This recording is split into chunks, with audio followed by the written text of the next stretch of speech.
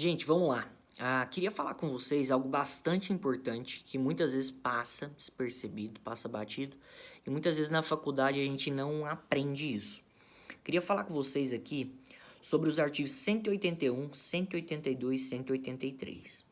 Os artigos 181, 182 e 183 são chamados pela doutrina e são, reconhecidamente conhecidos como escusas absolutórias, tá? Vou repetir.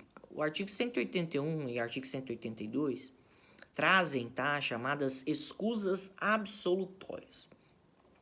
Esses dispositivos ali do 181, 182 e 183, eles são aplicados aos crimes contra o patrimônio.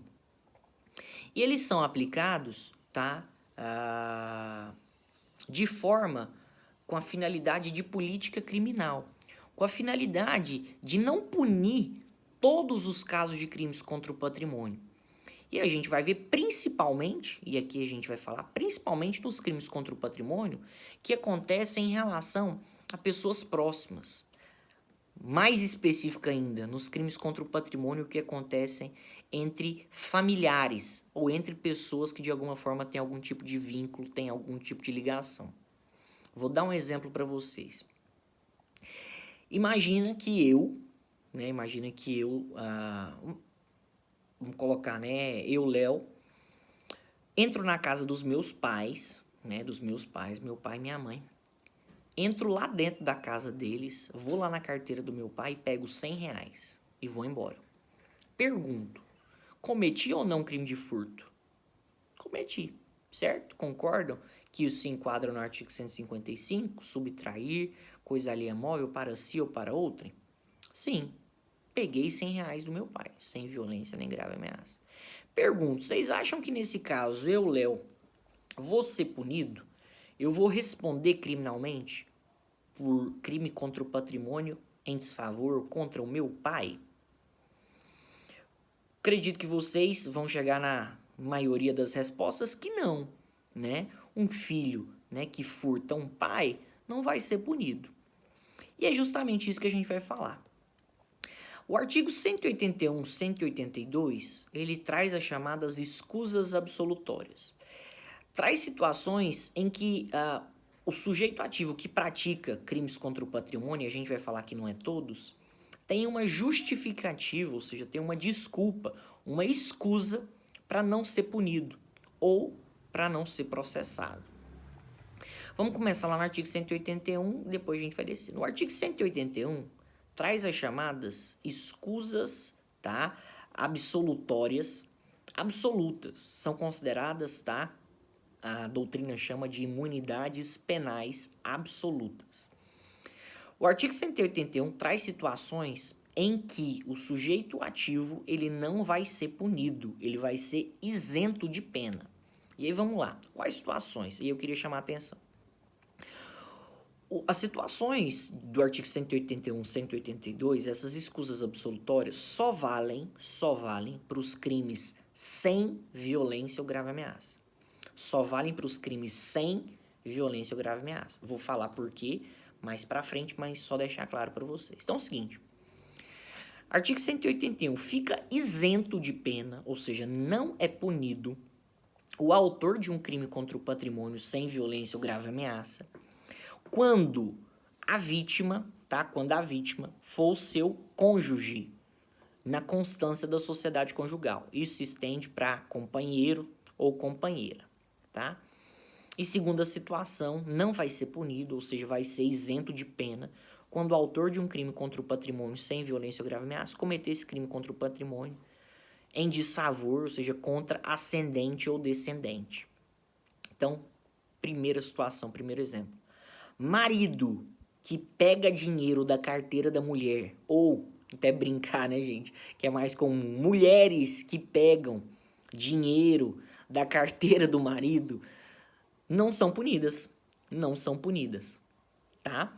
Por quê? Porque é uma relação conjugal, e aí detalhe, tem que estar na constância da sociedade conjugal. Não vão ser punidos por esse crime contra o patrimônio, ou seja, não vão ser punidos por furto, beleza? E mesma coisa, crime contra o patrimônio sem violência e grave ameaça em favor de ascendente ou descendente. Filho que pega dinheiro do pai, ou pai que pega dinheiro lá, né, do filho, furta, né, o cofrinho do filho, por exemplo, não vai ser punido, fica isento de pena. Porque relação familiar, né, gente? Pai e filho, né, filhos e pais ou mães, nesse caso, ficam isentos de pena. São chamados de imunidades penais absolutas, ficam isentos de pena. Lembrando, só vale isso para crime contra o patrimônio sem violência ou grave ameaça. Não vale isso para roubo, não vale isso para extorsão.